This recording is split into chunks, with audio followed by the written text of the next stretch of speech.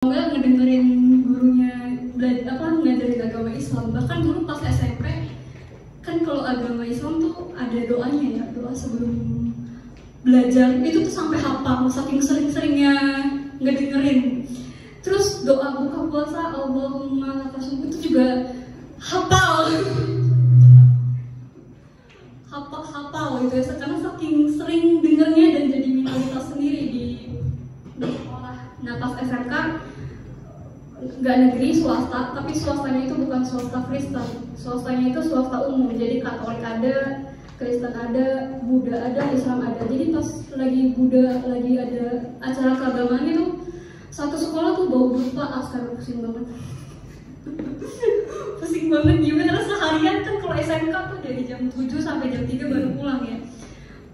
Kalau udah mereka bakar dupa tuh pusingnya minta ampun itu sepanjang hari. Itu pengalaman gue jadi seorang minoritas. Jadi orang minoritas, jadi orang yang berbeda itu pasti nggak gampang ya teman-teman. Nah hari ini kita belajar firman Tuhan tentang tema ini. Berani untuk berbeda, berani untuk tidak sama dengan lingkungan yang di sekitar kita. Sorry lupa bawa pointer, boleh ditolong ya? Oh iya. Terima kasih. Jadi seorang minoritas itu pasti nggak enak ya. Beda sendiri di antara yang lainnya. Hari ini kita akan belajar tema ini dari kitab Daniel 1 ayat 17 sampai 20. Saya mau ngajak teman-teman untuk baca firman Tuhan ini supaya nggak ngantuk ya. Karena kita di siang hari dan semoga suara gue nggak bikin kalian terhina bobo gitu ya. Kita baca firman Tuhan hari ini Daniel 1 ayat 17 sampai 20, tapi saya mau ngajak kita baca di ayat 8 terus loncat ke ayat 17 sampai 20. Udah ketemu teman-teman muda? Oke, kalau sudah ketemu kita baca di ayat 8-nya dulu ya bersama-sama. 1, 2, 3. Daniel berketetapan untuk tidak menajiskan dirinya dengan santapan raja dan dengan anggur yang biasa diminum raja. Dimintanyalah kepada pemimpin pegawai istana itu supaya ia tidak usah menajiskan dirinya. Kita loncat ke ayat 17 bersama-sama. 1, 2, 3. Kepada keempat orang muda itu Allah memberikan pengetahuan dan kepandaian tentang berbagai-bagai tulisan dan hikmat. Sebab Daniel juga mempunyai pengertian tentang berbagai-bagai penglihatan dan mimpi. Ayat 18. Setelah lewat waktu yang ditetapkan raja bahwa mereka sekalian harus dibawa menghadap, maka dibawanyalah mereka oleh pemimpin pegawai istana itu ke hadapan Nebukadnezar. Ayat 19. Raja bercakap-cakap dengan mereka, dan di antara mereka sekalipun tidak didapati setara dengan Daniel, Hanaya, Misael, dan Azaria. Maka berkejalah mereka itu pada raja. Ayat 20 terakhir. Dalam tiap-tiap hal yang ditanyakan raja kepada mereka, didapatinya bahwa mereka 10 kali lebih cerdas Jambi di seluruh kerajaannya. Ya, kita akan belajar dari Daniel and the gang, Daniel dan teman-temannya. Kita akan pelajari dua hal ini. Berbeda dari apa dan bagaimana caranya untuk berani berbeda. Daniel and the gang, ya, saya karena kita anak muda jadi saya bahasanya gitu ya teman-teman. Daniel dan teman-temannya. Wah ini maaf ya, bandnya di bawah. Latar belakangnya itu mereka hidup pada zaman pemerintahan Raja Yoyakim. Di ayat 1 pasal 1 itu dituliskan. Dan mereka ini berasal dari keturunan raja, dari kaum bangsawan. Jadi Daniel and the gang ini bukan orang sembarangan, bukan pemuda sembarangan. Mereka keturunan raja, mereka kaum bangsawan. Dan dikatakan di situ mereka masih muda, berwatakan baik, berpengetahuan cerdas, orang yang cakap dan bekerja lain-lainnya. Teman-teman di dunia kita sekarang, teman-teman ketemu geng kayak gini nggak? Anak muda, berwatakan baik, pasti fisiknya keren gitu, ganteng, terus pintar. Ketemu nggak teman-teman? Cowok yang seperti ini. Kalau ketemu minta satu ya. Kenalin satu ya. Nah dikatakan Daniel dan teman-temannya itu begitu sempurna ya. Seorang bangsawan, masih muda, pintar, cerdas, kayak nggak ada kekurangannya ya ditulis di dalam kitab Daniel. Ini latar belakang mereka. Mereka hidup dengan baik di bawah raja pemerintahan Yoyakim. Kemudian situasi berubah 90 derajat dalam kehidupan mereka. Tiba-tiba mereka harus berpindah dari Yerusalem ke Babilonia, ke rumah dewa Raja Nebukadnezar. Mereka harus minum anggur. Kalau dalam Taurat Musa, anggur itu tidak boleh diminum, memabukkan. Kemudian mereka juga harus dididik selama 3 tahun di bawah pemerintahan Nebukadnezar. Dulunya mereka di Yerusalem terbiasa dengan menyembah kepada Allah Israel, Allah Yakub, Allah Ishak, Allah Abraham. Tiba-tiba mereka harus ke Nebukadnezar, ke tempat dewa Raja Nebukadnezar, dan dididik di bawah pemerintahan Nebukadnezar yang adalah penyembah berhala pada saat itu. Kehidupan mereka langsung berubah drastis. Yang tadinya mereka di dalam lingkungan yang menyembah kepada Allah Israel, tiba-tiba harus berada di lingkungan yang berbeda dengan kehidupan mereka sebelumnya di Yerusalem. Bahkan identitas mereka diubah, teman-teman. Daniel jadi Belsazar, Hanaya jadi Sadrak, Misael jadi Mesak, Azaria jadi Abednego. Tadinya arti nama mereka tuh sangat bagus ya. Daniel, Allah adalah hakimku. Hanaya, Yahweh itu penuh kasih karunia. Misael, siapakah seperti Allah? Azaria, Yahweh adalah penolongmu. Identitas mereka diganti. Belsazar, penggantinya Daniel. Semoga Bel, dewa Nebukadnezar, melindungi raja. Sadrak artinya perintah dari dewa aku aduk-aduk. Mesak, siapakah seperti dewa aku? Abednego, hamba dewa Nabu. Waktu itu saya pernah ketemu satu anak dinamain Abednego. Saya sebenarnya, kamu tahu nggak nama kamu apa? Nggak tahu. Taunya nama saya ada di Alkitab. Ini orang tuanya, jadi mana lagi orang tuanya nggak apa, cuman baca Alkitab, cuman nggak tahu artinya. Ternyata tuh nama dari Abednego tuh hamba dewa Nabu, salah satu dewa yang ada di Nebukadnezar. Kelihatannya bagus ya Abednego, ternyata arti namanya tuh sebenarnya tidak menunjukkan menyembah kepada Allah yang benar. Ini jadi warning buat teman-teman muda ya. Kalau nanti punya anak, mau namain anak dari Alkitab, perlu cari tahu namanya tuh apa. Karena bagi bangsa Israel saat itu tuh nama memiliki makna rohani.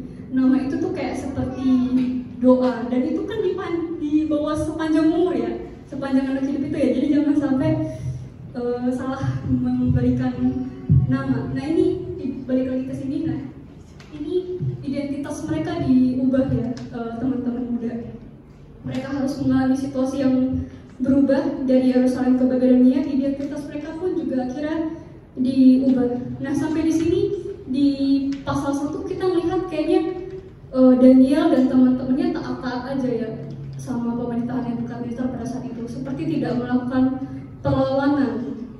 Padahal mereka dikatakan seorang pemuda yang cerdas dan lain sebagainya, seperti memberikan excuse sedikit terhadap perubahan yang terjadi di kehidupan mereka. Dari sini akhirnya kita juga belajar kalau dalam kehidupan kita sehari-hari pun juga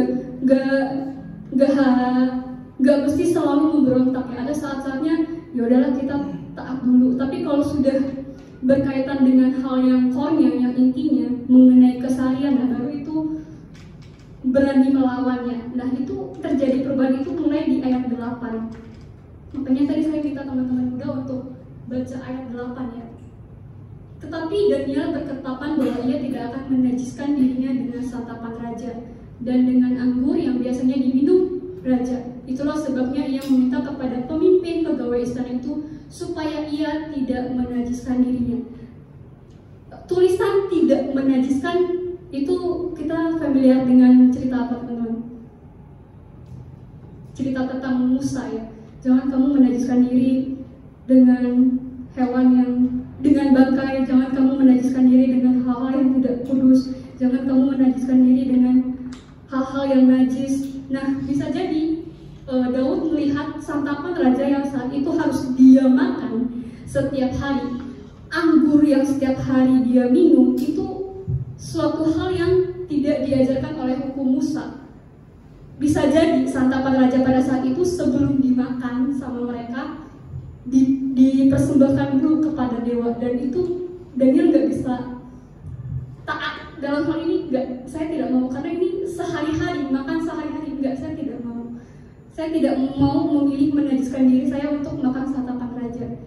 Di sini Daniel akhirnya berani untuk berbeda dengan orang-orang yang saat itu ada di Nebukadnezar Babelonia. Daniel memegang prinsip untuk tidak menajiskan dirinya. Menajiskan itu konsep orang Yahudi yang artinya melanggar hukum Taurat atau melanggar kekudusan Tuhan. Santapan raja bisa menajiskan, mungkin karena jenisnya yang dilarang. Maka untuk itu atau cara penyajiannya yang sudah dipersembahkan dulu kepada dewa Baal sebelum dimakan.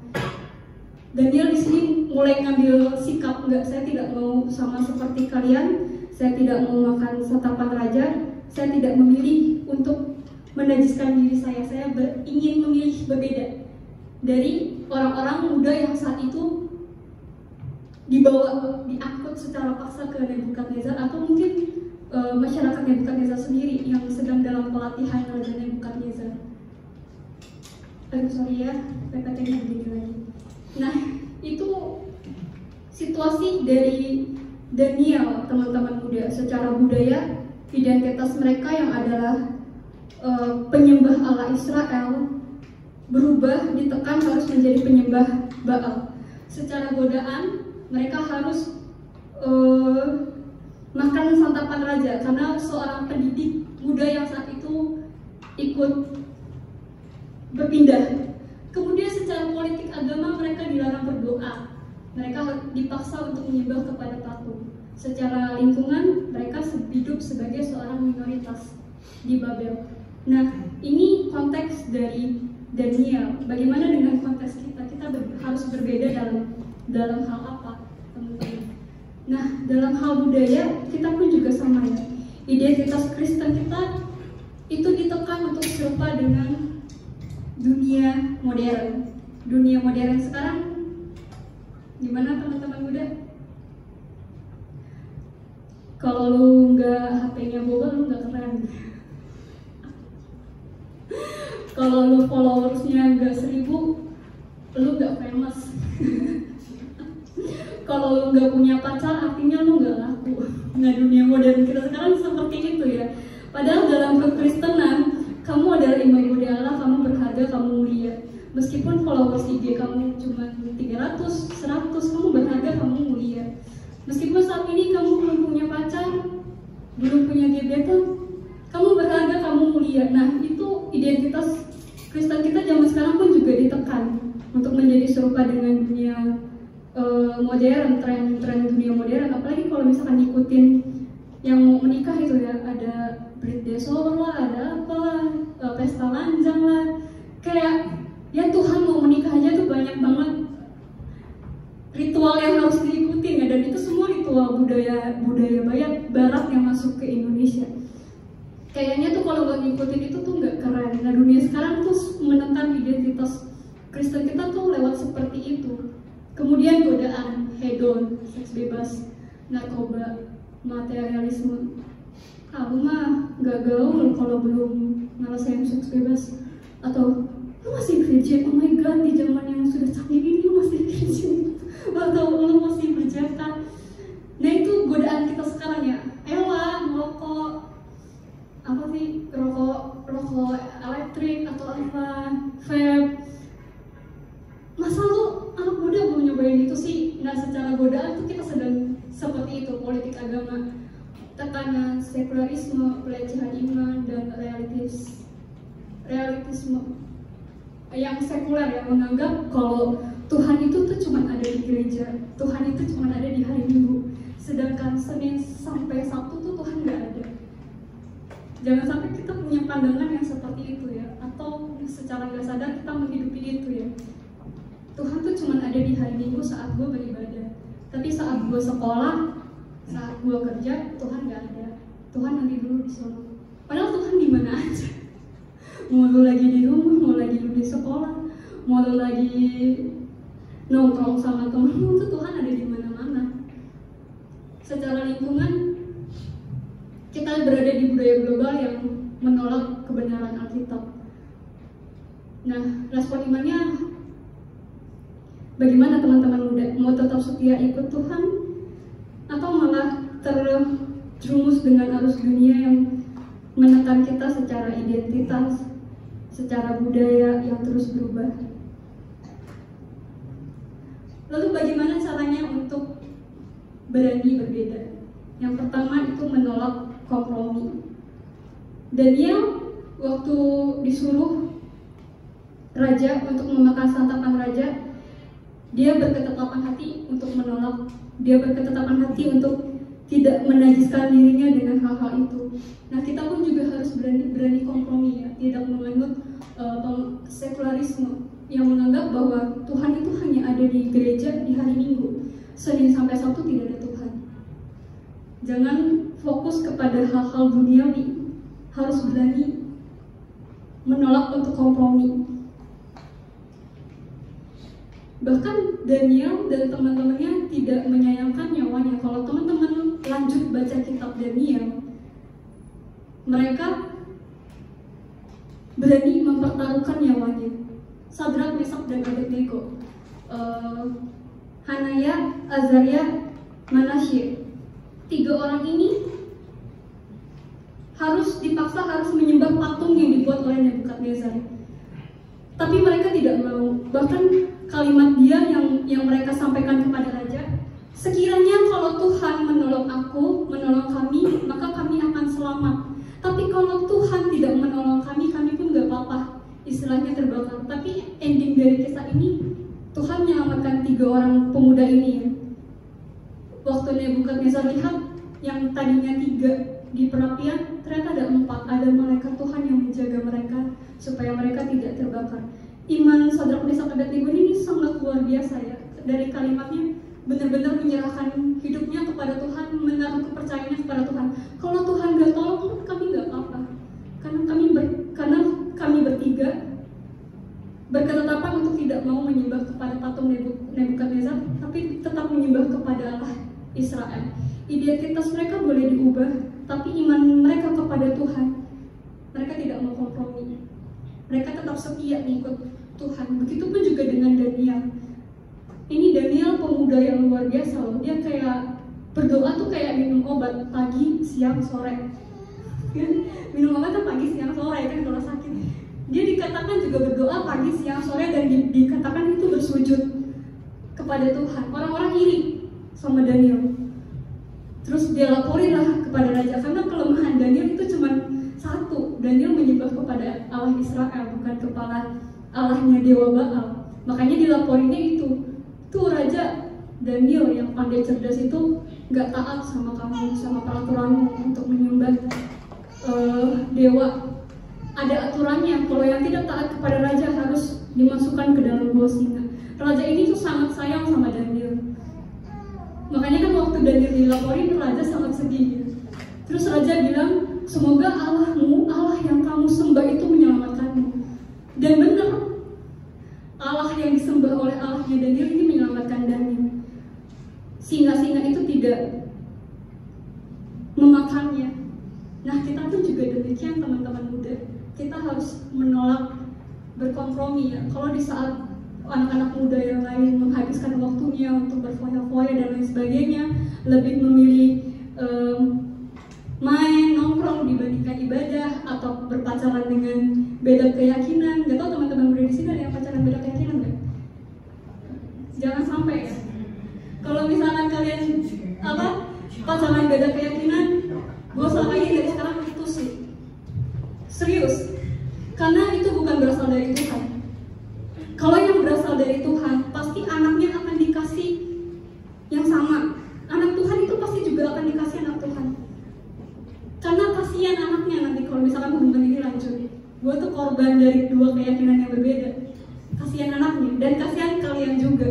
Kalau sampai membangun hubungan yang berbeda keyakinan, terang dan gelap itu tidak bisa bersatu. Itu firman Tuhan yang bilang. Dan dari pengalaman gue pun juga gue sangat melarang. Kalau misalkan kalian punya murid, lebih baik putus sekarang daripada nanti sakitnya double kill gitu ya. Terus ada pandangan postmodernisme, memandang kalau kebenaran itu bukan hal yang mutlak, tapi relatif dari sudut pandang orang masing-masing. Contohnya kayak apa? LGBT sekarang. Bagi kaum humanis, kalau kamu tidak setuju dengan LGBT, berarti kamu tidak memanusiakan manusia, katanya begitu kata kaum humanis. Tapi kalau kita balik kepada Alkitab, back to Bible, back kepada kebenaran, para Kristen itu kebenarannya cuma satu di Alkitab ya. Tuhan itu menciptakan Adam dan Hawa, bukan Tuhan menciptakan Hawa dan Hawa, enggak. Atau Tuhan menciptakan Adam dan Adam, enggak. Itu clear banget di dalam kitab Kejadian. Tuhan itu menciptakan Adam dan Hawa. Jadi LGBT itu tuh tidak benar. Jangan sampai kita secara tidak sengaja menghidupi ini ya, postmodernisme. Kebenaran itu tuh tergantung sudut pandang kita, tergantung penilaian kita. No, harus balik ke dalam Alkitab. Jadi yang pertama itu harus menolak kompromi. Yang kedua, jaga identitas. Tadi Daniel, Belshazzar, Hananiah jadi Sadrak, Misal jadi Mesak, Azaria jadi Abednego. Secara nama mungkin mereka harus terpaksa untuk taat gitu ya, tapi secara iman mereka tidak meninggalkan Tuhan, mereka tetap percaya kepada Tuhan. Nah, dunia kita sekarang pun juga seperti itu ya, ingin memberikan identitas baru kepada kita. Kalau misalkan kita beda identitas, akhirnya kita dikatain kulo, FOMO, gak gaul dan lain sebagainya. Ya udah biarin aja. Kalau misalkan orang-orang ngatain kayak gitu, iya gue emang FOMO, emang kenapa? Gue emang FOMO, tapi kenapa? Salah buat lo. Karena dengan jelas Roma 12 ayat 2, kita baca sama-sama ayat ini ya teman-teman muda. 1, 2, 3. Janganlah kamu menjadi, tetapi berubahlah oleh pembaruan budimu, sehingga kamu dapat membedakan manakah kehendak Allah, apa yang baik, yang berkenan kepada Allah dan yang sempurna. Ya udah, terima aja ya. Emang gue kolot lu nggak masalah buat lo. Ya emang gue kenapa masalah buat lo? Gak apa-apa teman-teman, karena firman Tuhan ngajarin kita untuk berbeda sama dunia. Kita bukan dari dunia dan kita pun dipanggil untuk tidak menjadi serupa dengan dunia. Ada salah satu ilustrasi dari salah satu pendeta, gue lupa pendetanya siapa, tapi ilustrasi ini tuh cukup nempel gitu ya di otak, dan ini pengen gue bagiin ke teman-teman. Teman-teman tahu musik orkestra? Ada yang suka nggak sama musik ini? Pasti sedikit ya yang suka sama musik ini. Termasuk gue sebenarnya gue nggak suka musik ini. Ilustrasinya begini teman-teman. Ada orang yang kasih kita tiket gratis untuk ikut konser orkestra ini. Secara gratis dikasih. Nah, kalau teman-teman tidak suka dengan musik orkestra, tidak terbiasa dengan mendengar musik, biasanya orkestra itu musiknya apa sih? Ada biola, ya itulah ya. Nggak terbiasa dengan musik-musik seperti ini, terus tiba-tiba dikasih gratis, teman-teman mau nggak? Tetap mau. Tetap mau, karena gratis ya, free. Ya udahlah, kalau misalkan jomblo nggak ada kegiatannya, nonton aja lah gratis. Ya udah nonton aja lah ya, gitu, gratis. Tapi teman-teman bisa menikmatinya nggak? Bisa enjoy nggak? Iya, pasti ngantuk ya, karena nggak terbiasa dengan musik itu dan nggak suka. Nah, demikian juga kita ya orang Kristen. Ketika Tuhan udah ngasih kita free masuk ke surga, nih kamu dapat tiket masuk ke surga, kamu dapat anugerah untuk masuk ke surga. Terus gaya hidup kita nggak terbiasa berdoa, gaya hidup kita nggak terbiasa bersekutu sama orang-orang percaya, gaya hidup kita nggak terbiasa baca Alkitab, tapi gaya hidup kita terbiasa dengan yang namanya merokok, terbiasa dengan yang namanya seks bebas.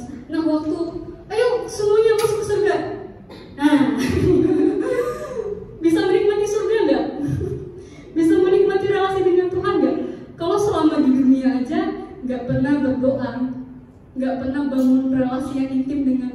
nggak pernah yang namanya saat teduh. Nah, gimana mau enjoy di surga? Gimana mau enjoy hidup bersama dengan Tuhan di surga? Jadi selama kita di dunia, istilahnya tuh kita sebenarnya lagi gladi resik, lagi siap-siap, lagi sementara aja sebenarnya. Kehidupan yang sebenarnya itu nanti di kekekalan di surga. Jadi ya bilang ke kanan kirinya, nggak apa-apa lu dikatain kulok gitu, nggak apa-apa lu dikatain pokoknya tepuk-tepuk biar ngantuk temen-temennya. Lu warga kerajaan surga kan, ya udah hidupi gaya hidup surga, hidupi gaya hidup yang bangun relasi dengan surga. Jaga identitas lu sebagai orang percaya, jaga identitas lu sebagai orang yang sudah ditebus oleh Kristus. Jangan identitas lu serupa dengan dunia ini, dengan segala hal yang katanya sih nikmat, tapi beneran nikmat nggak? Itu nikmatnya cuma sesaat, jadi jangan dibohongin. Lalu yang ketiga, percaya sama Tuhan. Kalau Tuhan itu yang mengontrol segala sesuatu, termasuk mungkin LGBT bisa ada,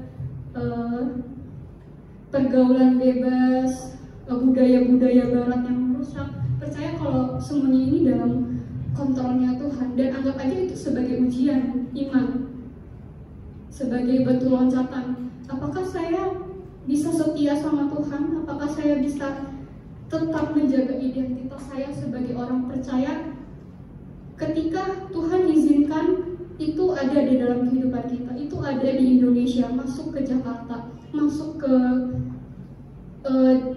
lingkungan sekitar kita. Gua SMP-nya negeri, teman-teman. Tadi gue udah cerita, gue sendirian di kelas yang beragama Kristen. Tapi untungnya puji Tuhannya tuh mama gue termasuk yang vokal ya, mama yang vokal. Jadi dia bilang, udah kalau lagi agama Islam kamu keluar aja, entah itu ke kantin atau ke perpus tidur, dibandingkan di dalam kelas. Cuman kan bete juga ya kalau keluar kelas terus ke Kristen, ke perpus sendirian, tidur atau ke kantin sendirian. Ya udah lagi baik di kelas tidur di situ. Tapi karena namanya minoritas ya, sering dengar jadi hafal gitu ya. Emang gak enak, tapi memang tidak enak gitu jadi orang yang minoritas, jadi orang yang sendiri. Tapi Tuhan memanggil kita untuk begitu, teman-teman. Karena ya orang Kristen itu dipanggil untuk tidak menjadi serupa dengan dunia ini, tapi semakin serupa dengan Kristus. Dan ini adalah hal-hal yang dilakukan Allah kepada Daniel and the gang ya. Allah memberikan pengetahuan kepada mereka, Allah mengutus supaya menjaga Daniel, dan juga Allah yang mengantuk mulut singa. Allah yang sama juga Allah yang akan beserta dengan kita. Tadi lagu tadi, Allah yang Immanuel. Percaya itu teman-teman, iman ini tuh kalau aku nggak sendirian dalam menjalani kehidupanku yang saat ini berat. Aku nggak sendirian dalam menjalani harus sekolah, harus bekerja dan sebagainya. Karena aku punya Allah yang besertaku, Allah yang Immanuel. Hal-hal seperti ini boleh terjadi, boleh ada, tapi tidak membuatku akhirnya tidak setia kepada Tuhan, tapi membuatku semakin percaya kepada Tuhan kalau hidupku ada di dalam naungannya.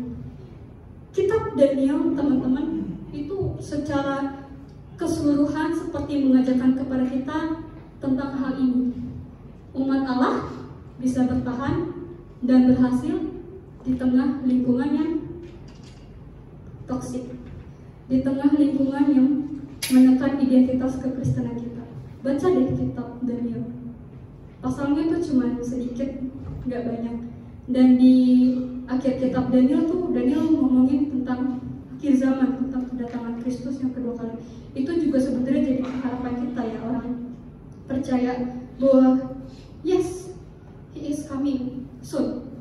Benar, dia akan datang dengan segera. Itu pengharapan kita supaya tetap setia dan bertahan dalam situasi yang mungkin membuat kita bisa tidak setia kepadanya, dalam situasi yang mungkin membuat kita tidak percaya kepadanya. Tapi tentang kedatangan Kristus yang kedua kali itu bisa menjadi kekuatan kita bahwa dunia ini akan berakhir, dunia ini sementara. Yang benar-benar kekal nanti di surga ketika bersama dengan Kristus. Jadi teman-teman, gimana caranya untuk berani berbeda? Ingat 3 hal ini ya: menolak kompromi, jaga identitas, dan percaya kepada Tuhan. Amin. Mari kita bersatu dalam doa. Bapa dalam surga, kami mengucap syukur, berterima kasih. Hari ini kami boleh belajar kitab Daniel, kami boleh belajar tentang Daniel dan teman-temannya. Mereka masih muda dan kami pun juga di sini adalah kaum muda. Daniel dan teman-temannya Tuhan izinkan harus menjadi minoritas di tengah-tengah bangsa Babilonia yang menyembah kepada dewa. Meskipun mereka seorang minoritas dan nama mereka diubah, tapi iman mereka kepadamu tidak berubah. Mereka tetap setia mengikut Tuhan, dan kami pun juga mau belajar dari Daniel dan teman-temannya, mau menjadi pemuda-pemuda yang setia kepada Tuhan, mau mempercayai Tuhan dalam kehidupan kami. Kami tidak mau kompromi dengan dunia modern dan pergaulan bebas yang mungkin menyeret kami untuk serupa dengan itu. Tuhan tolong, Tuhan bantu supaya kami boleh menghidupi iman kami. Kami adalah orang Kristen, kami adalah orang percaya, dan kami pun dipanggil untuk menjadi serupa denganmu Tuhan, bukan menjadi serupa dengan dunia ini dengan segala hal yang mungkin kelihatannya enak, kelihatannya nikmat, tapi itu adalah dusta, itu adalah kebohongan. Sebenarnya damai sejahtera, sukacita itu akan didapat hanya dari Engkau, Tuhan Yesus. Tuhan tolong, Tuhan bantu setiap kami anak-anak muda supaya kami boleh setia mengikut Engkau sampai akhir kehidupan kami.